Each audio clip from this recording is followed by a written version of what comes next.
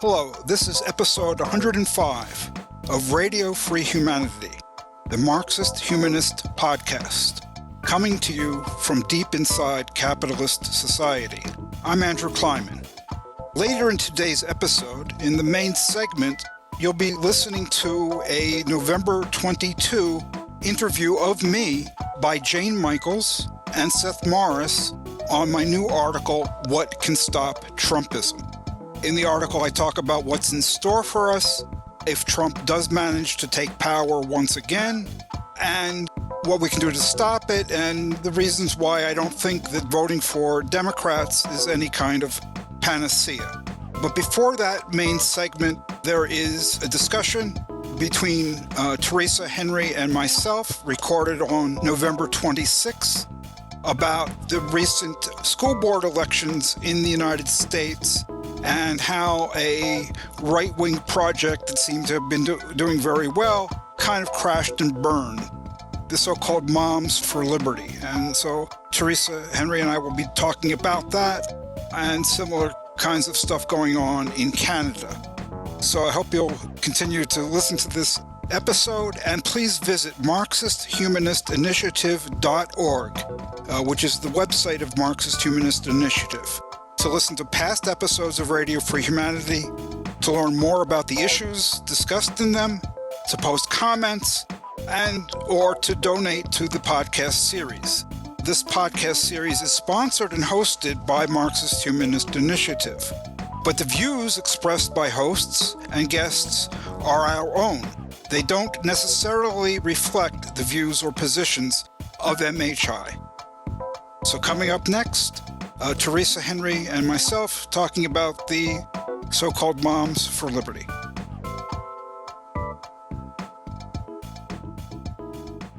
This is Andrew Kleiman. With me today is Teresa Henry. She'll be co-hosting this current events segment. We're recording this on November 26th, and we're going to be talking about the electoral non-success of the so-called Moms for Liberty right-wing project that has tried to take over public schools here, there, everywhere in the United States. They did not fare very well in the elections earlier this month. And Teresa will also be talking with us about a similar kind of push by the right wing in Canada, where she lives. Teresa, were you familiar with the so-called Moms for Liberty prior to their rather stunning defeats in the latest elections, or is this something that doesn't get reported on in Canada? I didn't know about Moms for Liberty, the organization in particular, before hearing about the thrashing in the elections and also the revelation that one of their members or volunteers is a sex offender. There's not much reporting of this group in particular from what I've seen in Canadian, at least left-wing magazines, but there is a general sense in Canada that there is a right-wing movement in the United States, and that anti-trans bigotry and hatred is a central tenet of it. So for years, we've been hearing about the laws that are getting passed against hormones and gender-affirming surgeries, as well as the banning of trans women from playing in women's sports and trans kids from playing in the sport that corresponds to their gender. So we hear about it, but I didn't hear about Moms for Liberty in particular. They've been a big deal in book banning, kind of surreptitious book banning, where just somehow books leave. They disappear from the shelves of the school libraries. So that has, something to do with trans kids and LGBTQ kids more generally, and also the racism. They're very much in favor of banning so-called critical race theory. In other words, an honest discussion of American history and the racism there. Another similar group is called 1776 Project. And that's like a direct response to, I think it's the 1619 Project, which was, meant to promote a better, non-glorifying, non-American exceptionalist understanding of U.S. history. So, I mean, what happened is these two groups ran a lot of people for school board positions. They got majority control of a lot of school boards over the last couple of years. This alleged moms, some of whom are not moms, they're male. They're one of them at least is a sex offender. They say they're for liberty, and that began because this Moms for Liberty thing began as a COVID era project, to try to stop mitigation of COVID in the schools and so forth. So, it was part of that whole restrictions on spreading COVID or against liberty. Their version of being for liberty is to ban books, to ban critical discussions of American history. And ultimately, I mean, there are real serious far-right forces behind this bankrolling this organization. It's an astroturf organization. I mean, it purports to be a grassroots movement, but hasn't been. They were very well funded. They captured a lot of school boards, ran a lot of candidates. They looked like they were, thriving and getting bigger and bigger. And it didn't pan out for them in the last elections. It's estimated that these two groups lost about 70% of the races that they ran in, and control of the school boards was taken away from them in many key places, especially in swing states, those that might go Democratic, those might go Republican, and swing districts. They did a lot better, obviously, in the conservative areas. When they endorsed people in ruby red districts and so forth, they tended to prevail. But a lot of this was part of this project of trying to win over these swing voters with this anti-woke agenda. To me, that's the main takeaway from what's going on in the elections earlier this month is, no, the actual parents, the actual moms and dads and whatever, when they learned about this, when the teachers' unions got their asses into gear, they've been able, by and large, to successfully oppose this. These groups are not operating in good faith. They say they're grassroots groups, but they have ties they're well-funded, like the Salon articles by Amanda Murcott. She talks about how they're connected to the chair of the Republicans in Florida.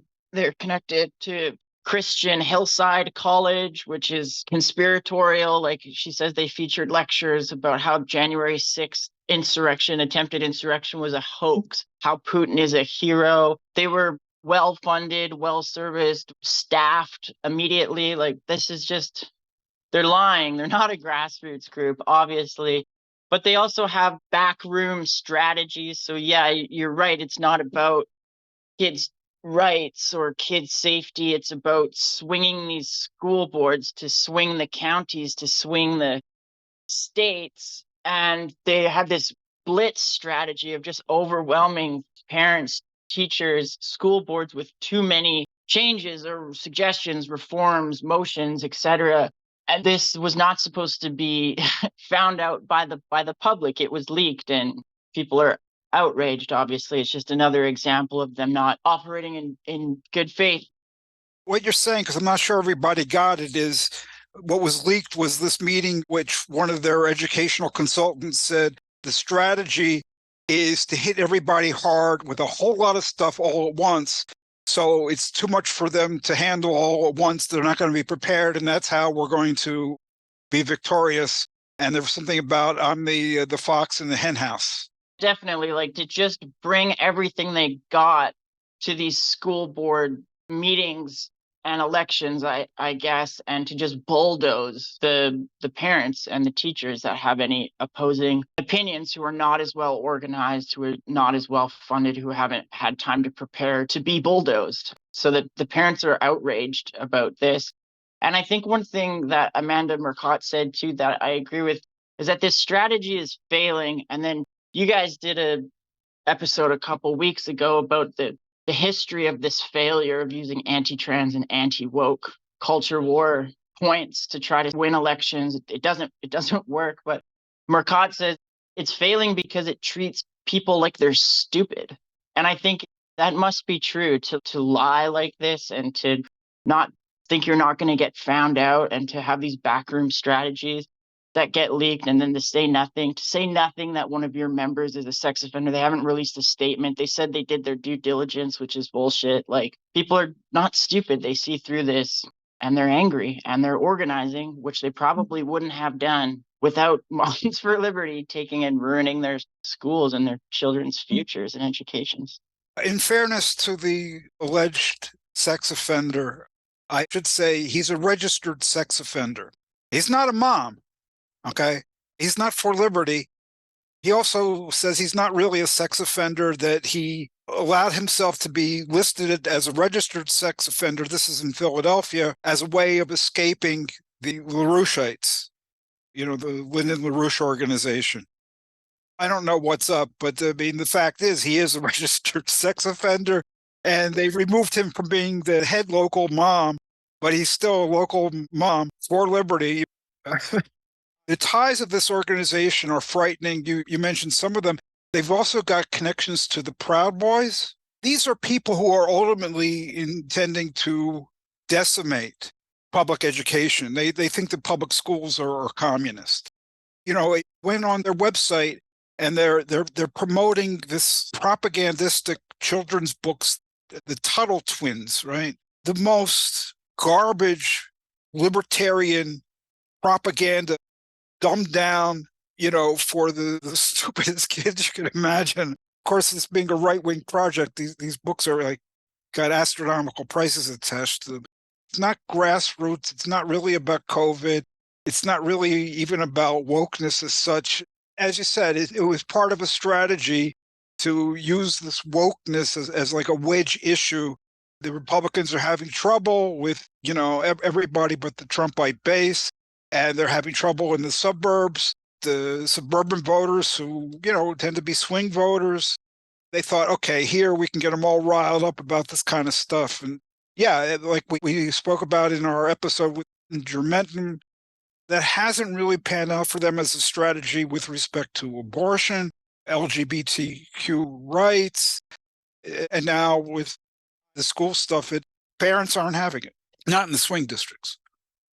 It's striking to see that it just doesn't work, but it continues to happen.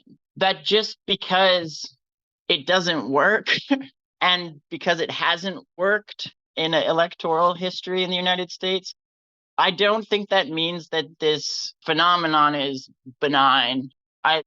So they don't win the elections, but they do attract more right-wing extremists, religious conservatives, and conspiracy theorists to each other. And then these people together can give their delusions an organizational expression.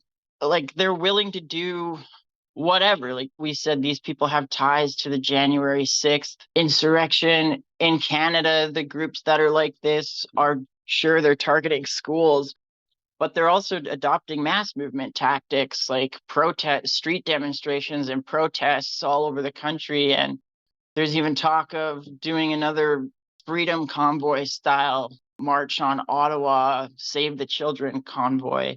Can you remind our listeners about the convoys or convoy in Canada during the pandemic? Right, yeah. So there's this thing called the Freedom Convoy, where people got together and protested against the vaccination policies, saying that they were whatever, they're communist measures, socialist measures, fascist measures. It's a conspiracy. And then there was some talk about how this was a working class movement because of the use of big rig trucks. But people have written since being, this was not a working class movement. This was owners of construction companies, and people were buying trucks or renting the long haul trucks to go out on this convoy.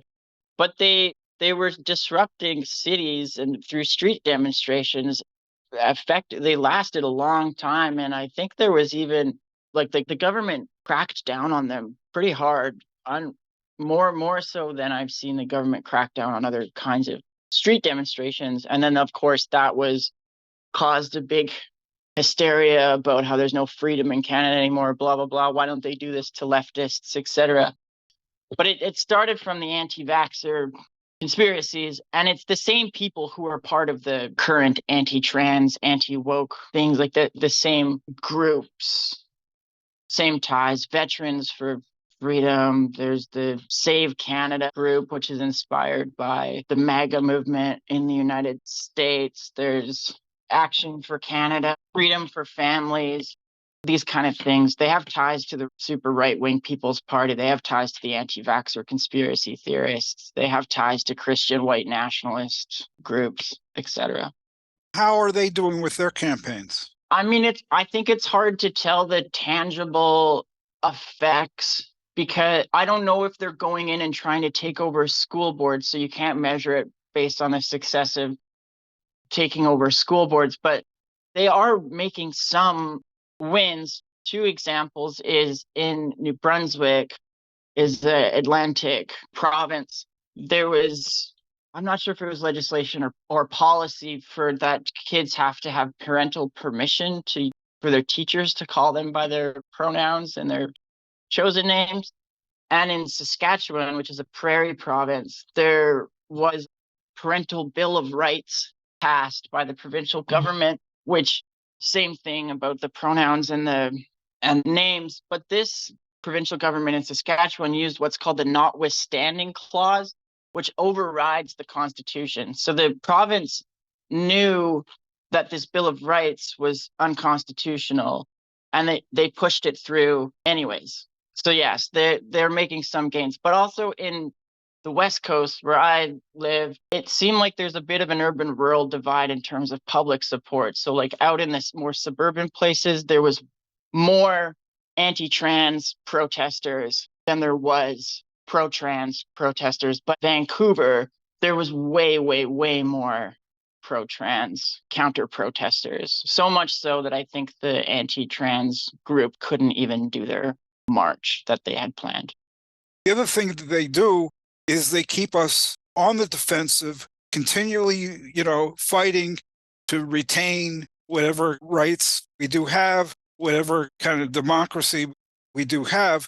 They are throwing everything at us at once. U.S., there's everywhere now, it seems, a fight about abortion. All of it, school district by school district, congressional district by congressional district. It's a continual battle.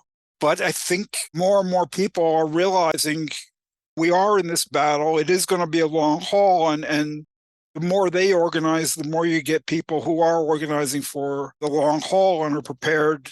They're stepping up and they're prepared to try to save whatever rights and freedoms we have from these maniacs. It's kind of soul crushing to realize that we have to fight state by state to retain or win back abortion rights. What is it, 50 years after Roe v. Wade? And you have to fight for some sort of diversity of books in the school library and so forth.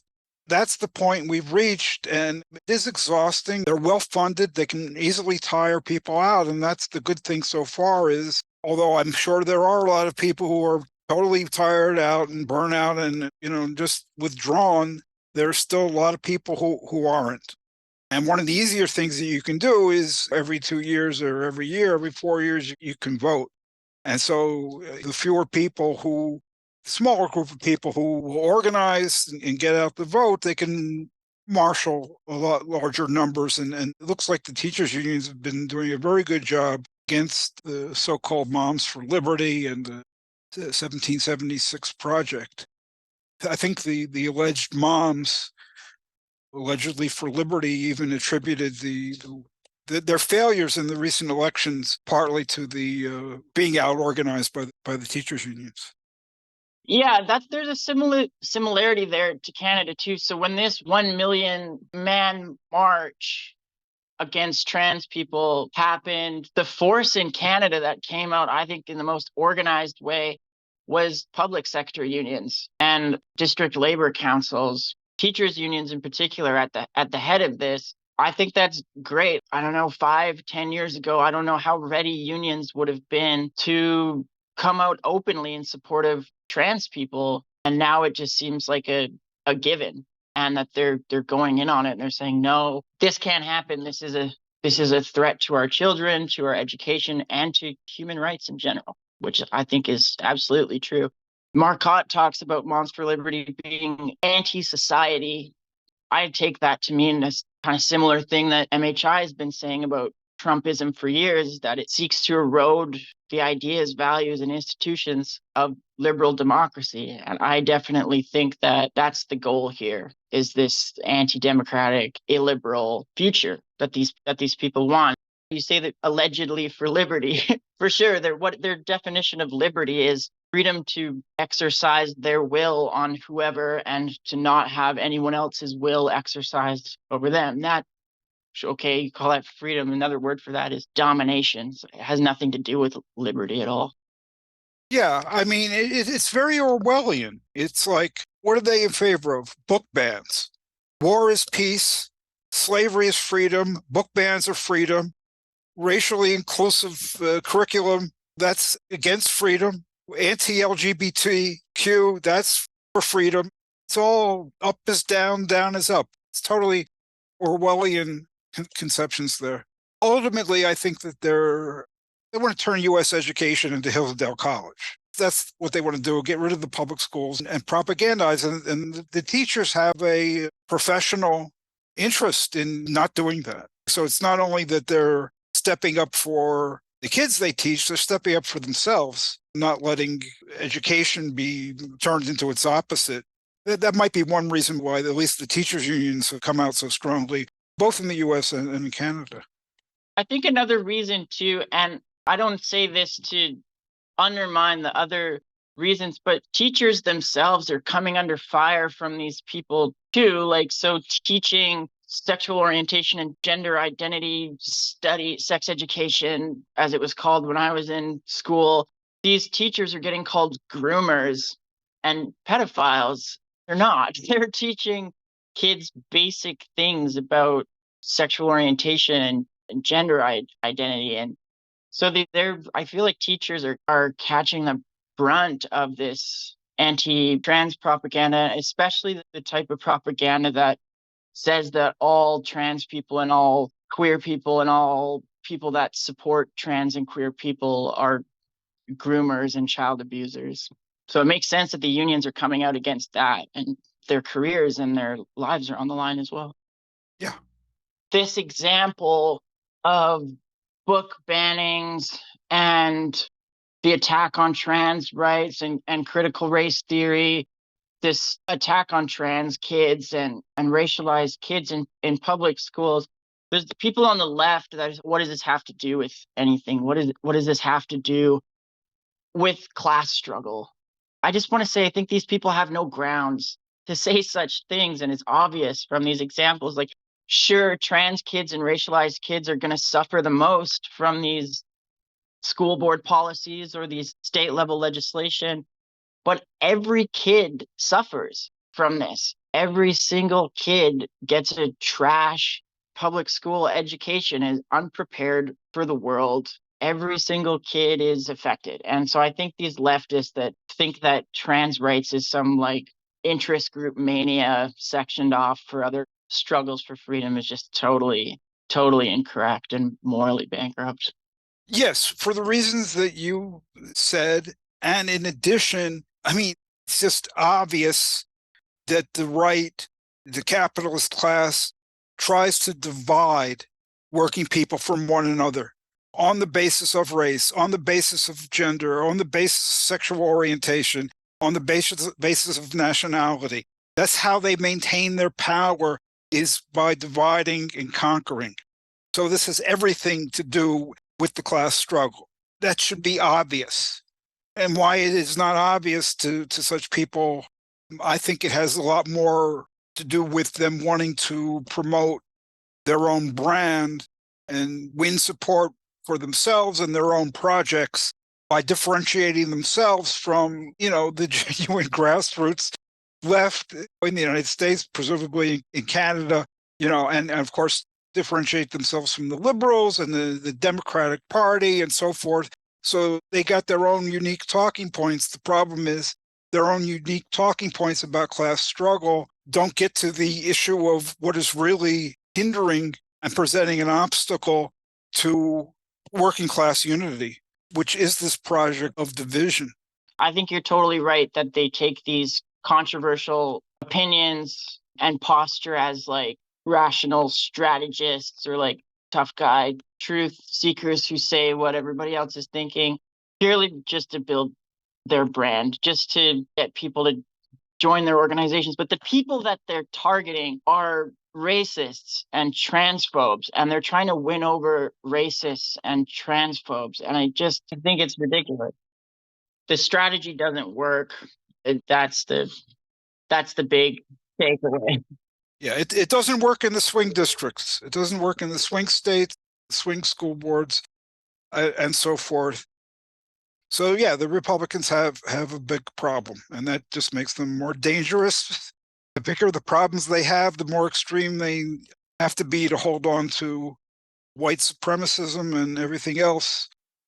So thank you so much for coming on and discussing this with me, Teresa, and I'm sure you'll be on the show in the future. Maybe we'll be able to talk about this issue, certainly about other issues as well.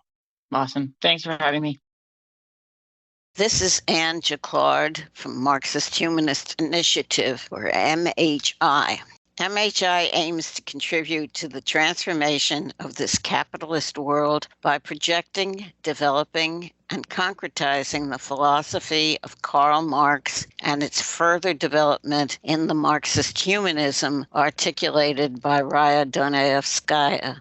Today, amidst many wars, climate crises, economic, social, and political crises, is a moment to engage people in discussion of these ideas. In the U.S., we're faced with the threat of Trumpism triumphing in all-out authoritarianism, extinguishing our right even to carry on such discussions. MHI is dedicated to the task of proving theoretically that an alternative to capitalism is possible. We are distinguished by our economic analyses in which we do not merely assert but demonstrate that the only opposite to the current world economic system is its abolition and replacement with one not based on the production of, quote, value, close quote. Because capitalism cannot be fundamentally reformed, attempts to reform it lead to an intensification of state capitalism and not to socialism. We are not a political party, nor are we trying to lead the masses who will form their own organizations and whose emancipation must be their own act. But we have seen that spontaneous actions alone are insufficient to usher in a new society. We seek a new unity of philosophy and organization in which mass movements striving for freedom lay hold of Marxist philosophy of revolution and recreate society on its basis.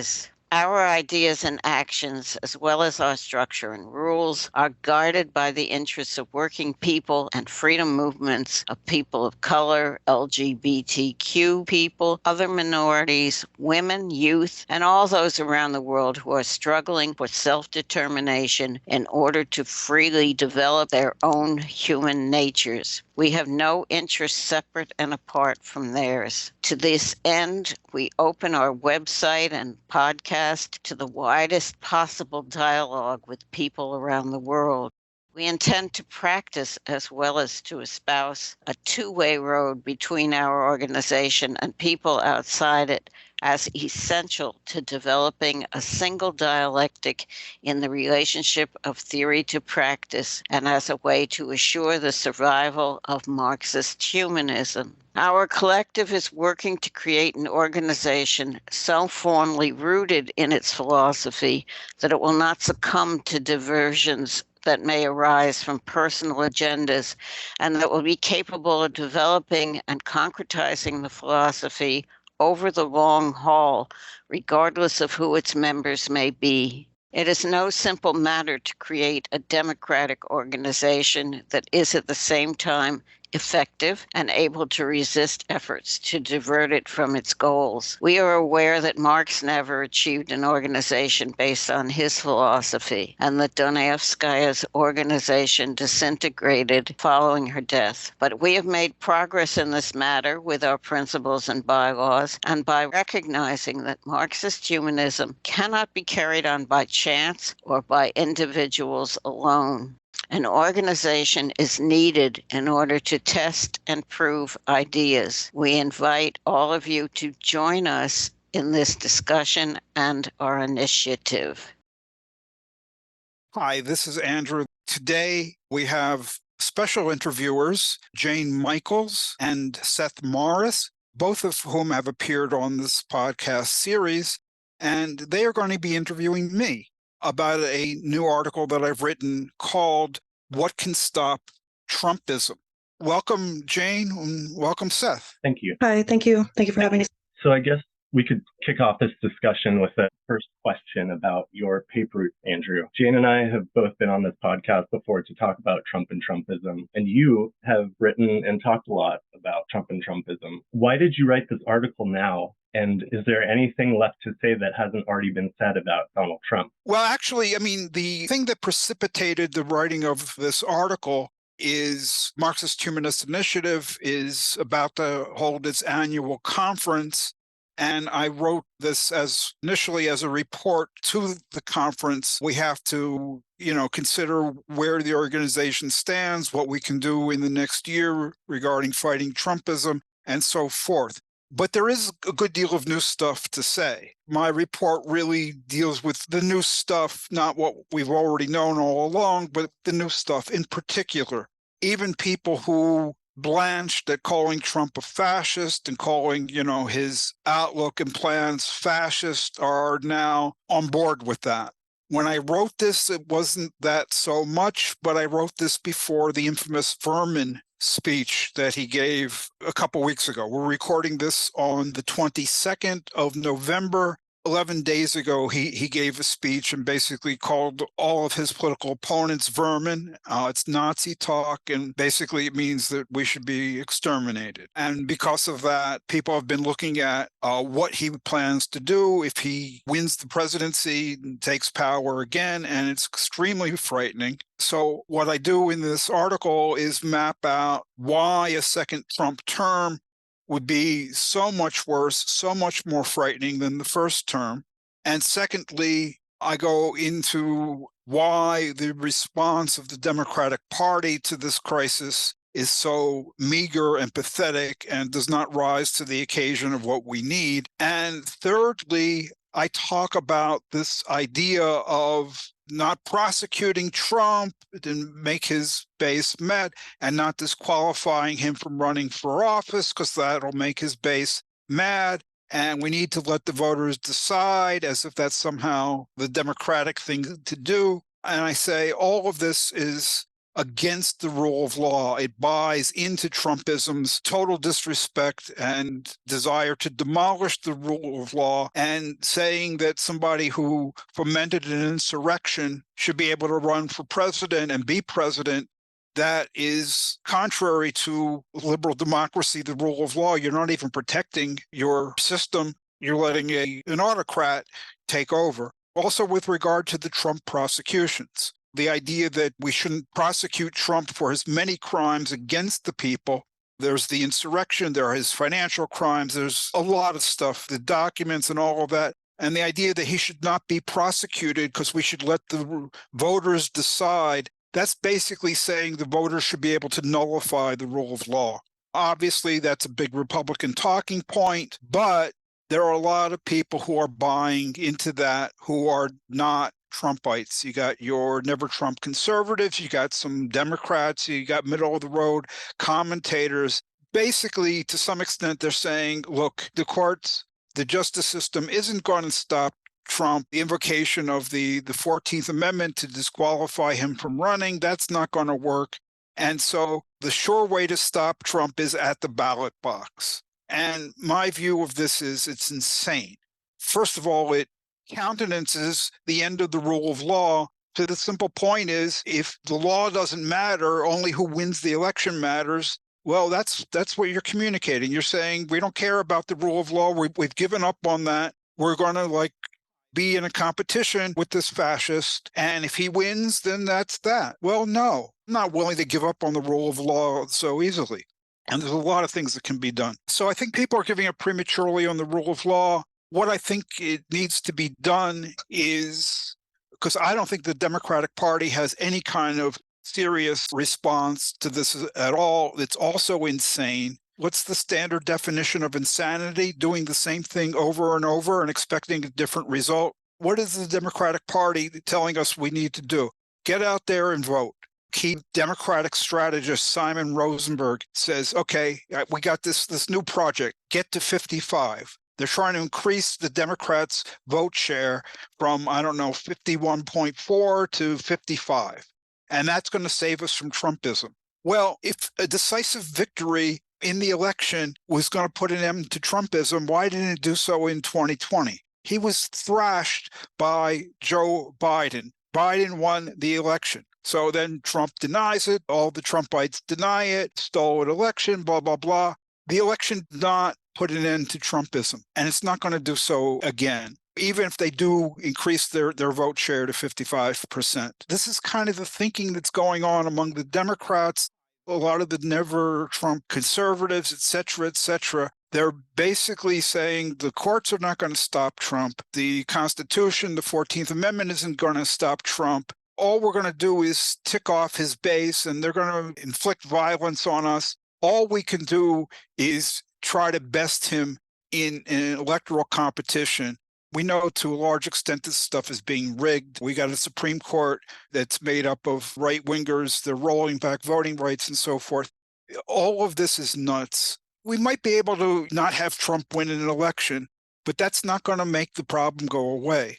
What the Democrats are not doing, and the left isn't doing it, the so-called left, the people that call themselves the left, they're not doing it. What we need is a mass movement to stop Trumpism, not just to get to the point where, he loses an election and comes back just as strong, but Trump needs to be defeated. Trumpism needs to be defeated. And it's going to take everything, because these people stop at nothing. So to think that you can defeat them by winning an election, we've seen that doesn't work. And to keep trying that, I'm not saying it shouldn't be done as one thing among many, but alone doesn't offer us much. We need a mass movement to defeat Trumpism. The left isn't doing anything to encourage that.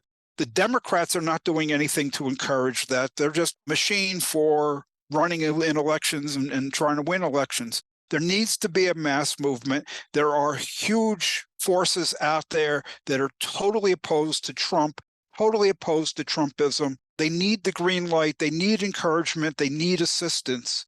And only, I think, a mass movement with the goal of totally eradicating Trumpism is going to do the job in the end. If we don't have that, MAGA is going to stay there. It's going to grow. They're going to peddle their lies and so forth. What I just find so tragic and actually hard to understand is why there is so little discourse of the kind that I'm putting forward right now, which is a very simple thing, a mass movement to defeat Trumpism. It's not a hard idea. Why is nobody talking about this? So to play devil's advocate, is it not democratic if democratically elected Republican politicians to state and federal offices dismantle our democracy? Setting aside election integrity, why can't majority opinion of white supremacists in America, if it comes to that hypothetically, just decide to get rid of democracy altogether as a democratic decision? The means are supposedly democratic. I mean, forget about the Electoral College being undemocratic, forget the court decisions that have abrogated to a large extent voting rights and so forth and so on. But playing devil's advocate, assume that we're talking about the means are democratic and the end is to abolish democracy. So what's undemocratic about that? You're abolishing democracy. I would also like to point out how ironic it is that this whole let the voters decide thing, I think where we're finding it with, I believe, was it Lindsey Graham that said this, that's probably the only place you'll find it, because look what's going on in, say, here in Wisconsin, where the voters did decide to have Tony Evers as a governor. and they, blocked him in every way they could. They decided to have Janet Protasiewicz as our next Supreme Court judge, and they immediately tried to get her thrown off. Or Ohio with abortion laws, where they didn't like it, so the Republicans went in and tried to change the law themselves. So the idea that they're just like, oh, well, we respect, let the voters decide just seems obviously ironic, but it also seems idiotic, because why would this be a place where we could apply that? And like you said in your article, that's not how it works. Voters decide how they're going to vote based on all kinds of things, not on facts, not on law, not on justice, not on crimes committed. They can have a myriad of reasons what to vote for. And if we were going to do that, then why wouldn't we say we could apply that to anything? Well, let's take a vote on it and decide whether this person should pay consequences. It's another one of those blatant contradictions that are so frustrating. We're mentioning Ohio, and earlier this month, for the second time, basically this year, Ohio voters said, no, we want there to be the right to abortion in Ohio. And I don't know, the referendum won 56-44, something like that, a humongous victory for abortion rights in a decidedly Republican state. And that didn't stop these people. They're still at the practices that you're talking about. They're going to try to find a way for, well, there was one idea of not let the courts decide, about restrictions on abortion. And then they try all kinds of things. These people stop at nothing. And the whole history that we're dealing with is them stopping at nothing. And if you look at why Trump has the allegiance of his base, it's because he stops at nothing. He doesn't give in. He just comes back again and again and again. This is the MO. This is what the base wants. They don't want compromise. When we're faced with a situation like this, and we are, and event after event after event tells us we are, becomes clear that you try these quarter measures, half measures, you win by 51.4%, you win by 53.6%, unless Trumpism is thoroughly crushed in a humiliating way, these people are just going to be coming back. We're going to be living in continual crisis. And in fact, this has been the whole history of white supremacy in this country. And Trumpism is just its latest face. These people have never been thoroughly defeated and rooted out. And so we have crisis after crisis after crisis. The time has come, put an end to all of this. It can only, I think, be fully rooted out by a mass movement that is going to do what it takes to fully root it out. And we might not get another chance because these people are desperate. They're losing. They know that they're losing. And they're increasingly desperate. And Trump himself, he's the personification of this set of grievances and desperation and the feeling that the country's moved beyond them. They want to take back their country. He wants revenge on all of his enemies. And there's a very good reason for it. If he doesn't take revenge, he's looking at the dismantling of, his business so-called empire. He's looking at serious prison time. So he's personally desperate. He's reflecting the desperation of the people who listen to great replacement thinking and saying, oh my God, here we got a nice white Christian country. And, all these other people are taking it away from us. And it's now or never. That's the way they think. So they're not going to stop. But what we've seen for close to a decade now is they stop at nothing. And Hillary Clinton called them basket of deplorables. She said half of Trump's voters were basket of deplorables. So people go, oh, you shouldn't say that, blah, blah, blah, blah, blah. So people didn't say they're a basket of deplorables. What good did that do? Turn them into different people who say, oh, okay, let's compromise with these nice people who don't call us a basket of deplorables. No, nothing like this ever happens. Just to add one more point, too, to your stopping at nothing, what's happening in the Voting Rights Act, how they just changed the law to where regular people and organizations cannot bring court cases involving people's voting rights being challenged. Regular people can't bring that to the courts anymore. Now only a court can. Do you think that's in direct response to, maybe something like, let the voters decide? Well, crap. Well, now we have to go back and make sure that there's even less chance for voters to decide because, what if they do rise up and they do win? So we better take away even more rights. Like that was a huge blow to the Voting Rights Act. I think that's got to greatly affect people's ability to vote. I mean, that is the purpose. Republicans have been going after the Voting Rights Act for a very long time now. I think it's been more than a decade that the Supreme Court gutted really the major enforcement mechanism of the Voting Rights Act, which basically said that states that have violated it, they're answerable to the Department of Justice. And now, I guess for the last decade, they haven't been. And there was a court decision the other day, just came down. It might be reversed, obviously going to go to the Supreme Court. They're doing everything they can to restrict voting rights. In that way, there's a lot of voter suppression, and then there's all the move by the MAGA people to get into positions like the Secretary of State and other positions where they can. And they tried this in 2020. They can override what the voters say if they don't like the result and point to fake electors or whatever to make the Republican candidate win. So there's a lot of hypocrisy, undoubtedly, to this stuff about let the voters decide. The hypocrisy doesn't faze them because it's just a way of triggering the libs, which is a lot of what they're all about, I think.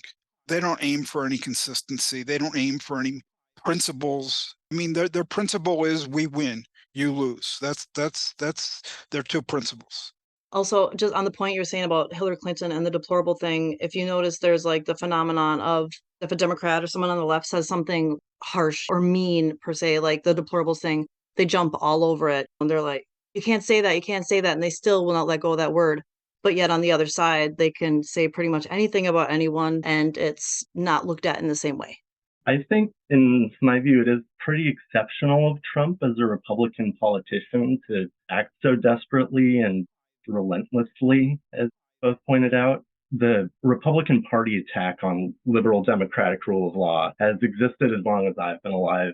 It predated Trump, as Trump's political career at least. But under Trump, there is crisis in U.S. rule of law throughout the judicial system that I worry about. That's more than just Trump judges being corrupt or Republican politicians being corrupt. And a lot of people probably see this, the threats against Judge Chutkan, against Judge Engoron and Jack Smith. Anyone who's trying to bring liberal democratic rule of law, as it is written in the Constitution, to bear on Donald Trump's crime, puts themselves in crossfires of right-wing terrorists.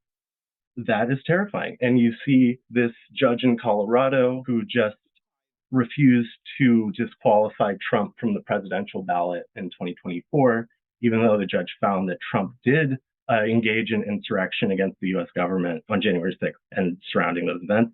And it seems to me partly because that is a big precedent. And even if it's clear to the people who are paying attention that Trump should be disqualified based on the Constitution, that judge, from what I've heard, is worried that them making this decision is potentially setting a bad precedent for the rule of law. And I'm not sure if it would be as much as it would be politically risky of that judge to do so. But we can't play hot potato with the rule of law and just hope that someone somewhere down the line finally convicts Trump of something. It was a bizarre decision by that judge. She said he engaged in insurrection, so the 14th Amendment applies, and to that extent. However, it's not clear from the language of the Constitution whether he is an officer of the United States government, speaking of the president, and he didn't take an oath of office to support the Constitution. He took an oath of office to protect, defend, and spit polish the Constitution, whatever it is. The wording was slightly different. So I don't want to take it on myself as a judge to rule whether president is somebody to whom the 14th Amendment applies. It's a very consequential decision. And basically, it's like, oh, my God, I'm a little judge here in Colorado. I'm going to let the higher up courts, ultimately the Supreme Court, of course, decide. And you're speculating, Seth, is what a lot of people have speculated. She was afraid of the political blowback. Look, people have every reason, I think, to fear the political blowback. You got the vigilantes. On January 6th, we had a full-blown insurrection. You got Trump threatening law clerks, judges, prosecutors. You got these crazy people who listen to this and respond to the threats, and they come after Nancy Pelosi's husband with a hammer. All this stuff is going on. There's good reason to fear these people. The problem is this: appeasing them just gives them more time to solidify, to grow, to come back stronger, stronger, stronger. The more we let this go, the worse it becomes. That has been the history of the last close to a decade. So, yes, they're threatening violence, they engage in violence, but the longer we let this go, the worse it's going to be. I don't see how anybody can look at the record and deny that that's what the record shows us. And then the more it becomes normative and acceptable, and people think, oh, well, it's been okay this whole time, it must be okay. Right. Growing set threats of vigilante violence aren't a reason to withdraw from politics and focus on yourself. This is the time where political action is more necessary than usual. Do you feel that we as a society may need to spend less time focusing on Trump as an unethical individual than on Trump as the figurehead of a fascist movement? We in Marxist-Humanist Initiative have been very clear about this for a good long time now. What we say is that the problem is Trumpism, not Trump himself. He's more than just, I would say, a figurehead. He's more like the personification of this ideology, Trumpism. And he's the leader of it, and he's helped to consolidate it and move it into the mainstream once again.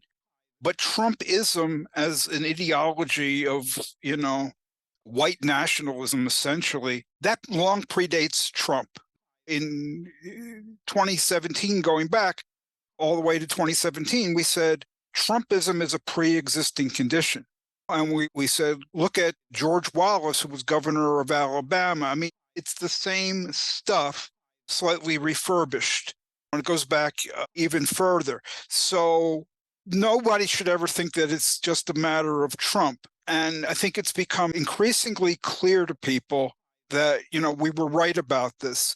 Trump has power. He's been able to take over the whole of the Republican Party to basically remake the party in the image of himself and Trumpism, because he's got the fervent support of this base, the MAGA base, the Trumpite base. That's where his power in the main stems from. I mean, he's also tied in with Putin and so forth. And there are moneyed interests in the Republican sphere and so forth. But the reason nobody can run against Trump as an alternative to Trump, really, in the Republican Party is they know they're going to lose. Even people who were like, oh, God, we don't want this Christian nationalist Mike Johnson to be Speaker of the House. Well, Trump wanted him. They'd already said, we're not going to go Republicans for Jim Jordan. You keep going against Trump, what's he going to do? He's going to get his people. They're going to run candidates against you in the primary. And what we've seen again and again is the people who Trump does not want, they lose in the Republican primaries, and they're never heard from again, like his former Attorney General, Jeff Sessions. I mean, and this has happened again and again. So the power of Trump is the power ultimately, or at least largely, of the Trumpite base. We're only going to get rid of Trumpism by defeating not just Trump, but all of Trumpism. However, I firmly think that the way to drive a wedge between Trump and the base, I think the only way to drive a wedge that will separate the two things is a thorough, humiliating defeat of Trump himself. I'm not just talking about losing an election. I'm talking about losing his business empire. I'm talking about imprisonment of himself and his cronies, and just a thorough repudiation of all of this stuff at the societal level. We're not going to make people think differently. We're not going to change their hearts and minds through persuasion. They want what they want. They want white nationalism. They want misogyny. They want Christian dominion and all of this. But a mass movement can move things to the point that this is thoroughly repudiated at a societal level, and these people realize that they have lost and that there is no hope for them to, quote, take back their country. That is something that is feasible. And I think that has to be the perspective. Reasoning with them, compromising with none of that's going to work because, again, they can't compromise. What they want is fascism, white nationalism, and fascism to enforce white nationalism are not going to stop until they get their demands met. And so it really is they either do what they've got in store for the rest of us, which is, you heard the vermin talk, and really, I mean, it's eliminationist rhetoric. This leads to gas chambers in the end. I don't know if it'll go that far, but that is the logic of what they're talking about. So maybe as a follow-up, thinking about Trump as an individual versus Trump as a figurehead of a movement, you mentioned in your article, Project 2025. I briefly glanced through the website and the document of Project 2025. It's a plan arranged by a huge number of think tanks and MAGA academics that promote some kind of cooperative model for how conservatives or, fascists can understand the plan to destroy liberal democracy and institute totalitarianism.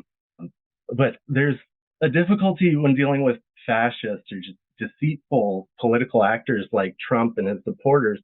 Difficult sometimes to distinguish what is real and what's just rhetoric. And my thoughts on Project 2025 is looking at the economic section.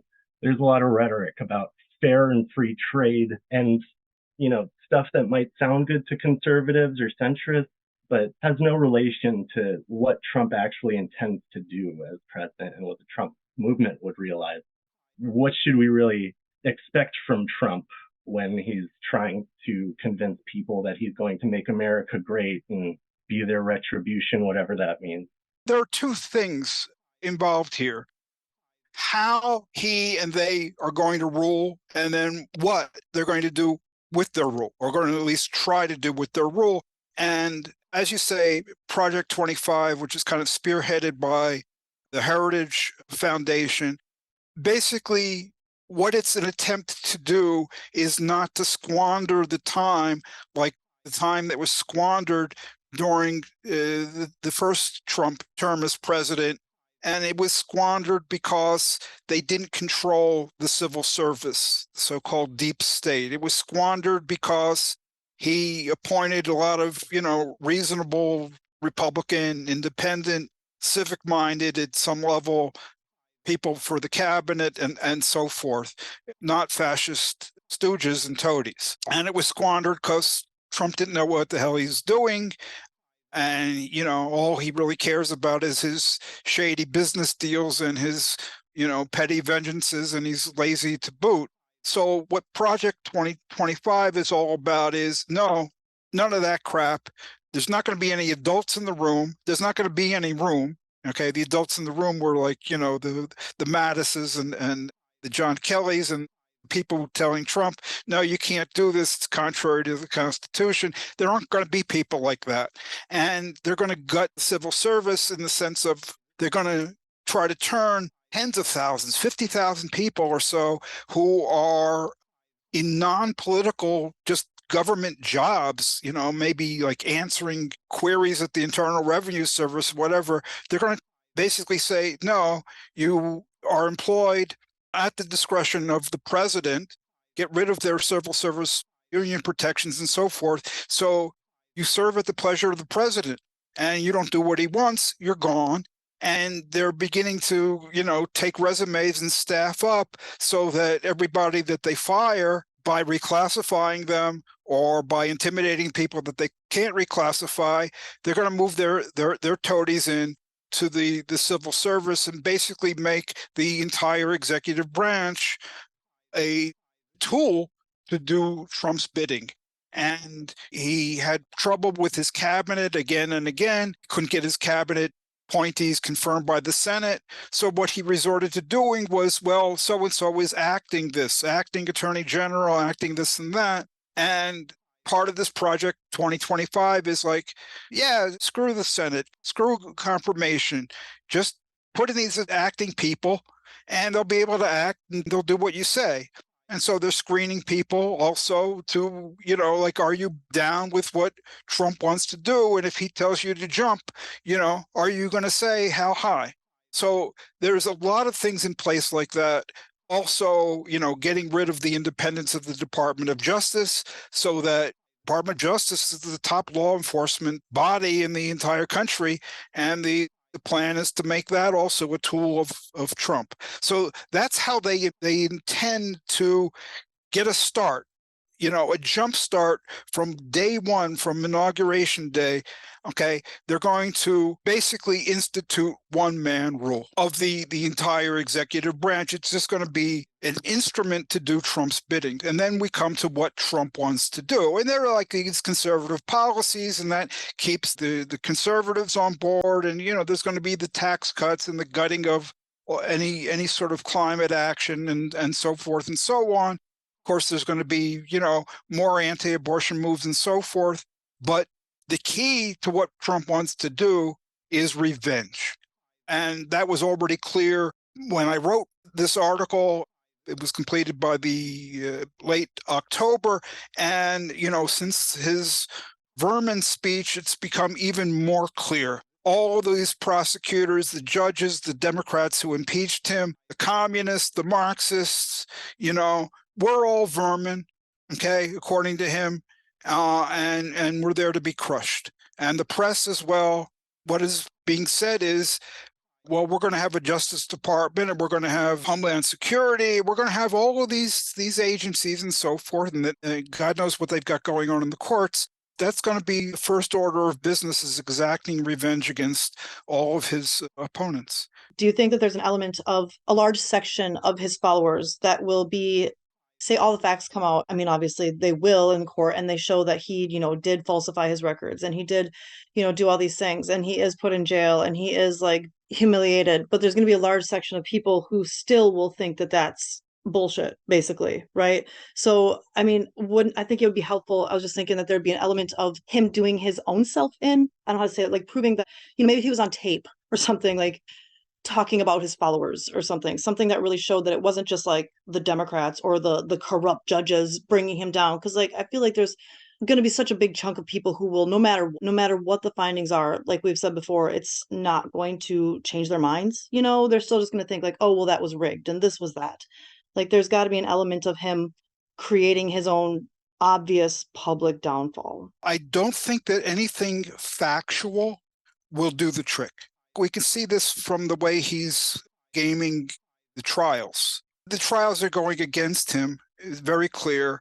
So not only is he, trying to intimidate witnesses, jurors, so forth and so on, what does he do? During a break, he comes out and he acts defiant, and he gives us his spin.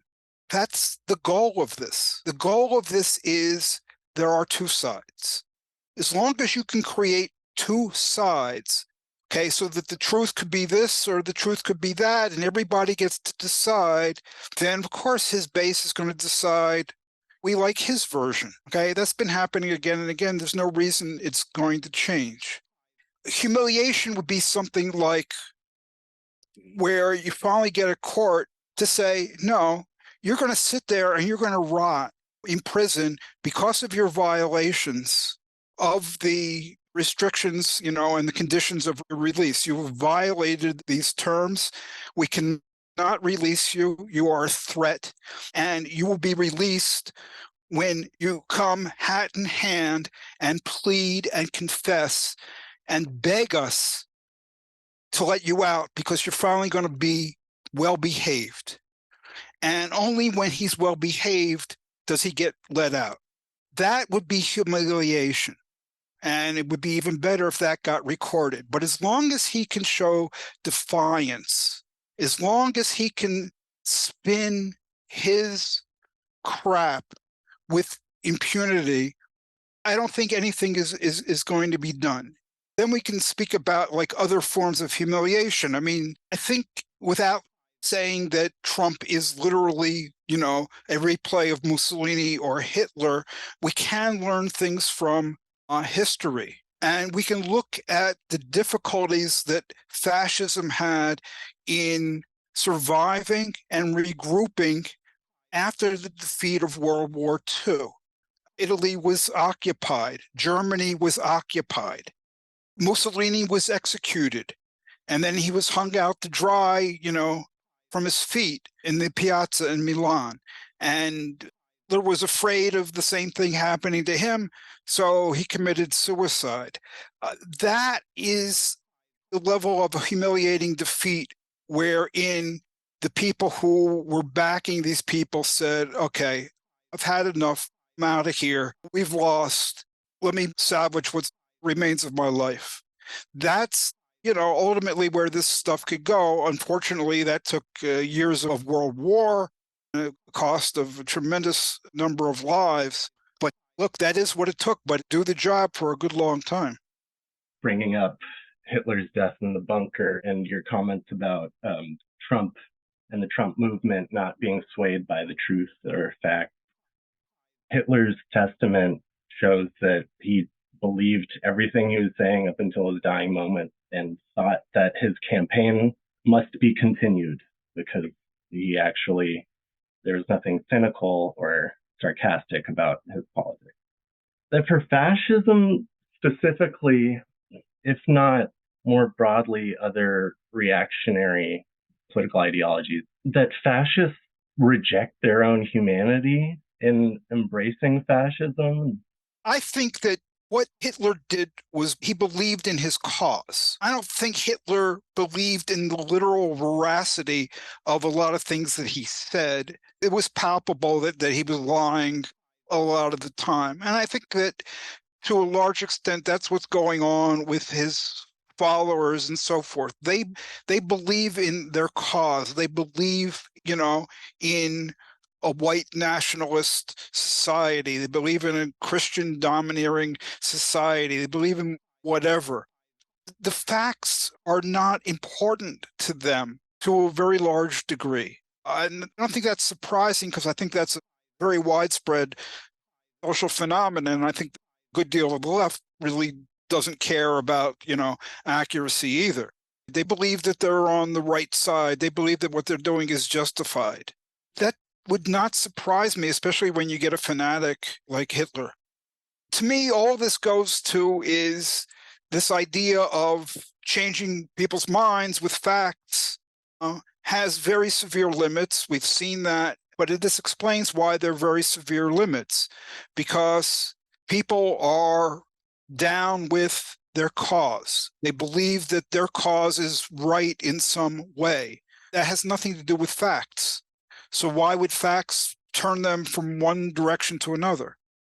Do you draw any practical implications from what you're saying about Trump and fascists, or post-truth problem, if you want to call it that, the inability to accept the truth or acknowledge what even constitutes a true fact or not? Do you think this has important consequences for how we can build a kind of grassroots movement that you talk about, the kind that we need to stop Trump? Certainly, we do not have to accept their attitude to truth. In fact, that attitude is threatening us. The fact that it has been allowed to fester and bloom is among the major things that has made our lives worse. We get news media that is tied unshakably to this formula of both sidesism. One recent example was the way the New York Times initially reported on the Vermin speech was something like, Trump takes campaigning in an unusual direction, or some really horrible thing like that. There is a disrespect for truth in the society at large that needs to be fought. I think there are some people who do care about this, but not enough.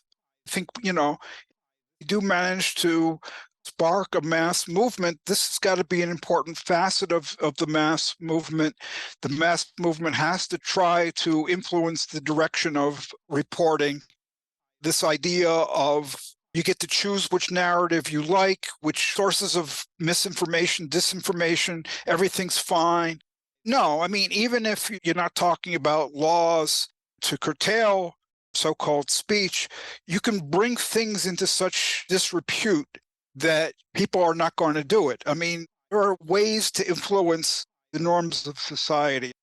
With regard to the Trump trials, what the judge in the New York Trump Organization case and presumably juries in these other cases, what they're going to be doing is deciding what the facts are. They are committed to making judgments on the basis of the facts and applying the law to the facts. We've got to uphold this, and we've got to say, yeah, well, you like this guy and you believe his cause is just. Well, it doesn't matter. Tough noogies. He violated the law. He's got to be held accountable for this because these are the facts. We don't care what you say because you're not talking about the facts. You're talking about your conspiracy theories or whatever. We're not going to convince these people. We can do is draw a line and to say your behavior, your ways of operating are just not acceptable. And we as a society are not going to stand for it anymore. We're not going to change people's hearts and minds until their maximum leader, I alone can fix it, is shown not to be able to fix anything because he's rotting in prison or he's escaped to Sochi, in southern Russia, wherever it might be.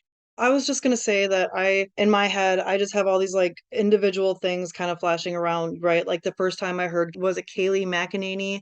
And she said, those are alternative facts. And I remember how social media just like blew up, alternative facts. And it was one of those moments where we were like, oh, this is it. This is it, where people are going to be like, okay, this is crazy. But it wasn't. It's just like now alternative facts is like a joke or something you might even get an email about on dictionary.com. There's just so many things. Like, I feel like our world was progressing in a way towards, transparency in a lot of things, like the internet was providing people answers and facts and then at the same time, we're going backwards. I just don't really understand how there's a way out of that I can figure out. Even just like Argentina yesterday elected this new president and he's like dismantling all the news media outlets that he's specifically says that, anybody who was against me, I'm taking you down. I mean, how can we go against that? It used to be work in elder care and like every grandpa in the world had CNN on, and they were just glued to their boring Republican politics.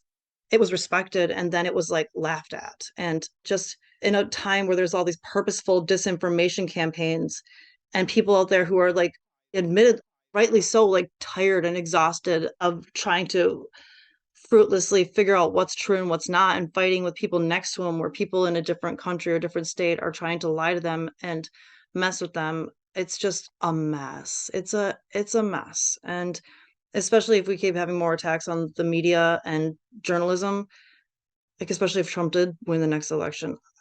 Right. By the way, that wasn't Kayleigh McEnany. I mean, there's been so much history. It was Kellyanne Conway. Oh, yeah. Oh. Names are kind of similar. Yes. Yeah. And this was right after inauguration when he came into office. Not a lot of people showed up. And his press secretary, Sean Spicer, at the time, lied about, this was the crowd size, much bigger than Obama. And this was Kellyanne Conway said, oh, well, you got your facts. These are the alternative facts. So, from the moment he was in office, this regime of untruth began in earnest. And even more so on that point, too, like Sean Spicer, who the man was a joke, how, getting spicy with the facts. It was very funny, his name. But even though he was an enemy, basically lying to us, he eventually he got on Saturday Night Live and all these other things. So it wasn't like, he wasn't like cast out in a way that was like, you are a liar. That's despicable. We don't accept that. It was like, oh, that was funny. Now come on and be on entertainment TV, like glossing over, I guess. Oh, yeah. The degree of normalization of this stuff is really unbelievable. And the both sidesism. And it's not just an ideological matter. I think it's Josh Marshall at Talking Points Memo. He says, this way of doing journalism, the both sidesism, it's not just coming from the journalists, and it's not even coming from their editors. It's coming from people who look at the bottom line and who look at the advertisers. The advertisers want the maximum audience. And if you're going to insist on the truth as against a story with two sides, you lose some of your audience. So basically, we want to appeal to as many people as possible. So we're not going to report that this is true, this is false, this is true, this is false. Unless something seriously changes, we've got this problem. But I'll tell you, I think that the idea that journalism, if it were pursued differently, could save us is not correct either, because there are all these information bubbles and silos. People glom onto the narratives that they like, and only by making that kind of behavior disreputable, at the same time we're fighting every other aspect of Trumpism, that is the only thing that's going to do away with it. I really think it's going to take a mass movement. I'm so totally, thoroughly pissed off the Democratic Party, at the so-called left, everybody who is just not rising to the challenge. Because I'll tell you, this mass movement has been trying to be formed. You had the resistance that came out, the day after Trump's inauguration. You had Me Too. You had March for Our Lives, the kids, the high school kids. You had the Black Lives Matter uprising, that took on world significance, swept the globe. I mean, if these people were given some encouragement, they could crystallize. We could fight off Trumpism, so that, of course, he's not going to be, reelected, okay? Because the courts are going to say, we don't want to face this mass movement and its wrath, so we're going to keep him off the ballot or something, right? Or put him in prison. Or, look, God forbid he does assume the presidency. What are we going to do then? We're going to roll over and play dead and say, oh, well, plurality of voters, in the right-swing states, with the court decision about voting rights and that court decision, he managed to sneak in. So we're going to roll over and play dead and allow him to create concentration camps for immigrants and jail his enemies and kill his enemies. That's the voters have spoken. I mean, this is just nuts that they're going to countenance this. So even if he does manage to become president again, the perspective has got to be, we have to keep these people from exercising any power. And definitely that's going to require a mass movement, and a lot of things can be done to prevent these people from exercising power. They don't have the full allegiance of anybody, in this country. They don't have the full allegiance of the military. You got a lot of Black people in the military. Some of them are Trumpites, but by and large, no. And yes, going to be very, very difficult, but I'm not going to roll over and play dead. And I hope that there are tens of millions of other people who think the same way. I guess I have an opinion going back to when we were talking about the left not being sufficiently concerned with the truth, that there is a post-truth left. I believe that. And talking about the truth, what the truth is, can sound pretty vague and philosophical, but it is a practical necessity for our politics when we're facing this tremendous threat. I don't know how to adequately describe it. I don't want to minimize the threat. Some people say there is no objective truth. Some people say the truth is my truth. What I want to believe is what's true. Bill O'Reilly famously had the no spin zone on his talk show to try to set up a pretense of objectivity when he was the most opinionated, uninformed guy around at the time. And that's not what the truth is. We can't concede that definition to the post-truth left or right. And when talking about the post-truth left, we talk about historical precedents Like, I think a big one is the Red Army faction from Germany in the 70s, which was a Marxist-Leninist group that turned into a terrorist organization that kind of saw itself as representing Team Anti-Fascism against Team Fascism led by the West German state and Israel also. But these quote-unquote leftists increasingly seem to resemble right-wing extremists and fascists themselves. The further they dove into this partisan politics that disregards the truth and history. And that is a precedent that concerns me, even in the present, not just vaguely. That kind of politics could manifest in the left in the US and around the world right now. This manifests itself a lot on the so-called left nowadays in the US, not from, like the Red Army faction or anything like that. So-called populist left, I think they still have this perspective of winning over the Trumpite base who's disaffected and this and that. And whatever means you use to win them over, that's fine.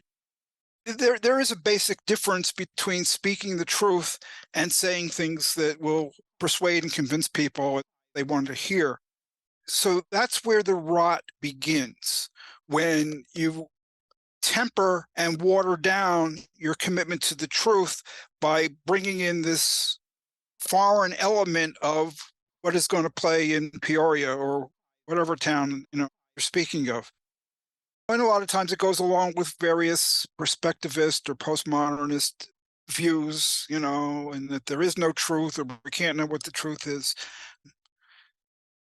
I think it really has become deadly because of the normalization of this set of practices where whatever people want to say, whatever they want to quote, believe, whatever they want to hold to is just unchallenged. If they're told that they're wrong, and here's why they're wrong, and we're not going to hear anything more from you because you're lying to us. If that were repeated again and again on a daily level in, daily interactions, I think it could do a lot of good. We just have too much toleration for people saying, believing whatever. Okay, this is not a free speech issue. This is an issue of what do you regard as acceptable behavior. It's really hard to not, when you're talking and you're saying those things, it's really hard. If I just took my mind to another place, it would be like you're talking about Christianity. That precedent has been set through institutions like Christianity about just like believing whatever, in your heart per se, or what this random sect of Christianity says, like, oh, actually it was this is the way it happened. And someone comes in and they're like, actually, no, I have proof of that. And they're like, well, you're kicked out of the church. And just such a parallel. And I think that has a lot of validity for why it is the way it is, especially with a lot of the Trumpites themselves. It's natural for them to believe without reason. And this goes back at least to 1964. I was a little kid back then, but I believe that Barry Goldwater, who was running against Lyndon Johnson, I believe his main campaign slogan was, in your heart, he's right. But yeah, there's certainly a lot of institutions, religious institutions, a lot of things have gone on for a very long time to encourage this and to bring us the crisis that we face. If I'm not mistaken, I'm not really sure about this, but if I'm not mistaken, Barry Goldwater, in your heart, he's right thing was a racist dog whistle at the time. Can you explain the term dog whistle to me? I didn't know that term. You know how dogs have a different range of audible sound than we do? Yeah. Okay. So when you blow a dog whistle, the dog can hear it, but people maybe can't hear it.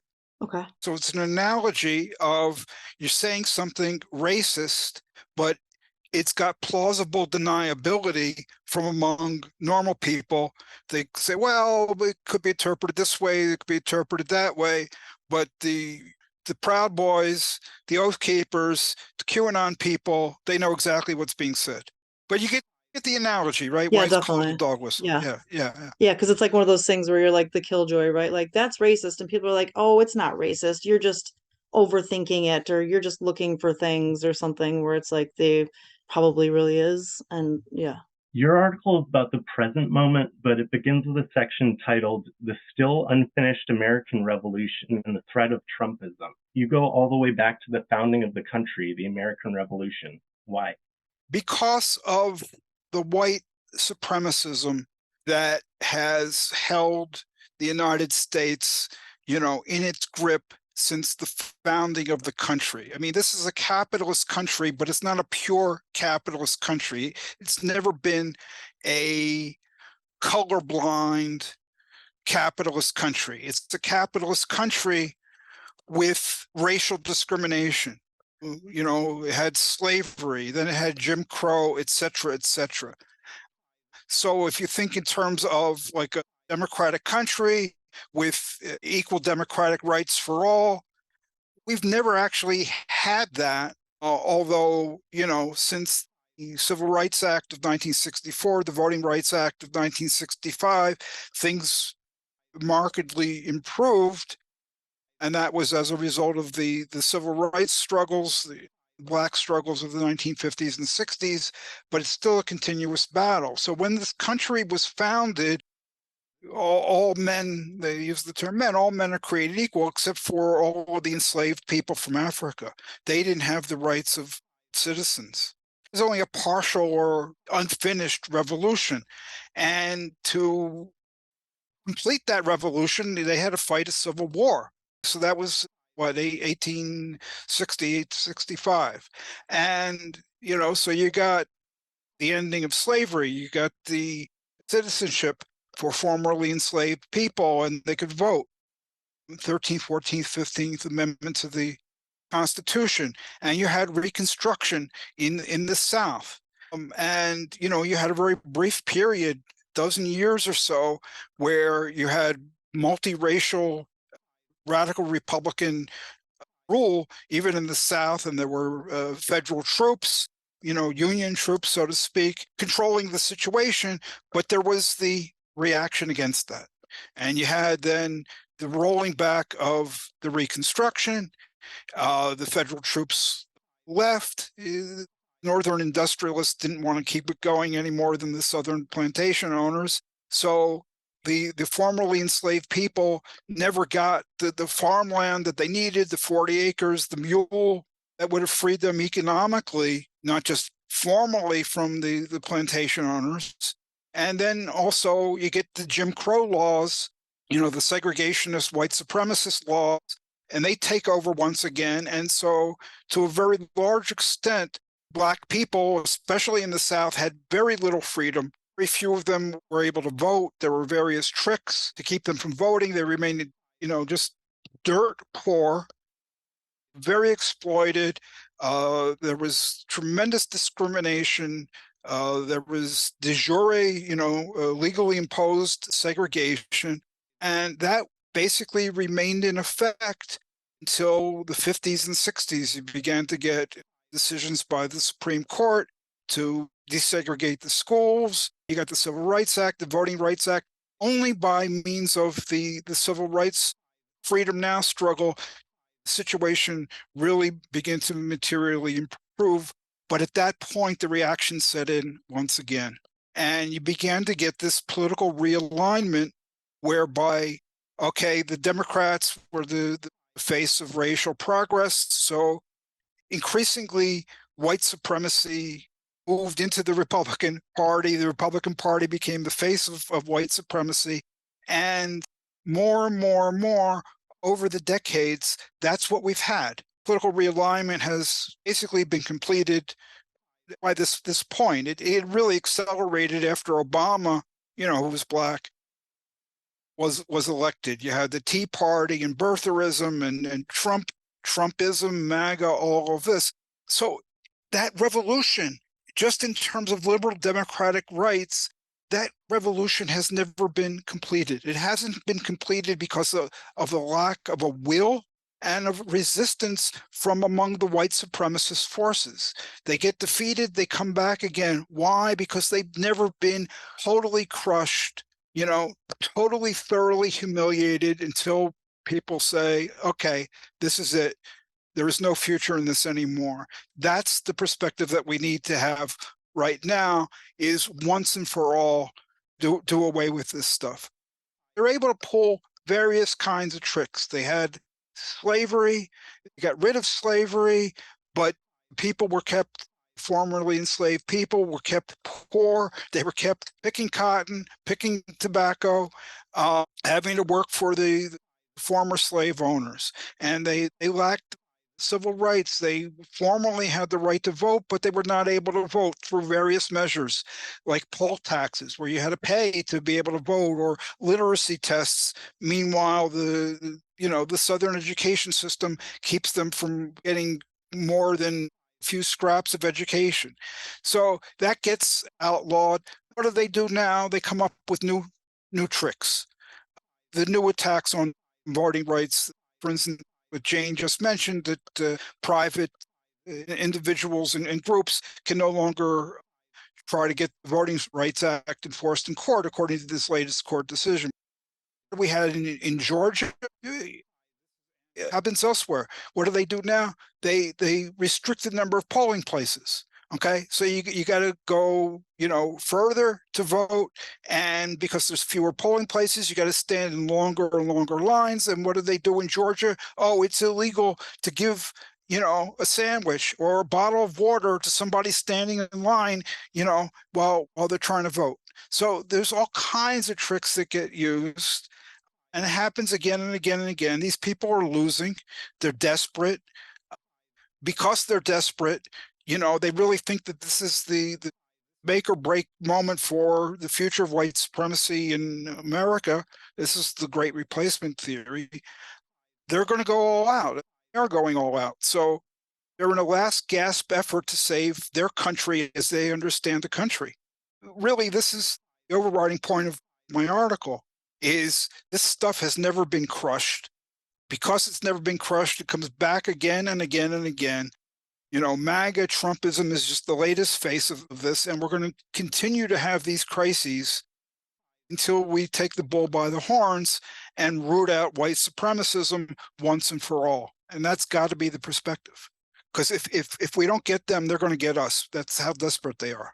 The only thing that I would say about that is that it kind of goes along with the post-truth thing. Because, you could say what you just said to a lot of Trump supporters, and they would just be like, that's not true. They were given their rights. Everything was done for them, and they just messed it up, or they don't do it right, or disputing what you said, basically. So, it just kind of goes along in that same idea of that this is the truth. But how do you get the truth to mean something? And they're so concerned with critical race theory, so-called, right?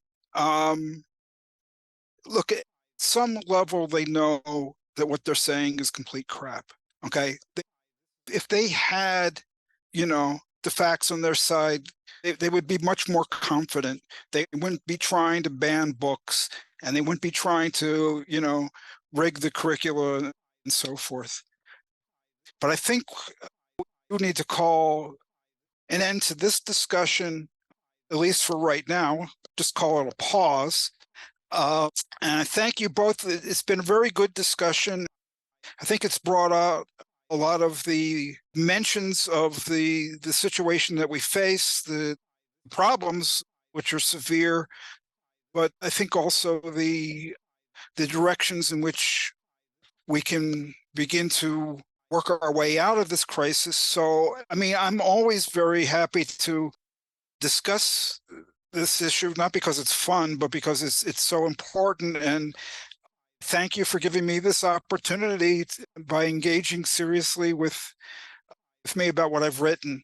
So thank you, Jane Michaels. Thank you, Seth Morris. Thank you. Thank you very much for having us. You've been listening to episode 105 of Radio Free Humanity, the Marxist-Humanist podcast, coming to you deep within capitalist society. Thank you very much for listening. Please keep listening to future episodes, And please visit Marxist-Humanist-Initiative.org to listen to past episodes, to learn more about the issues, to post comments, and to donate to this podcast series. Thank you very much. Goodbye.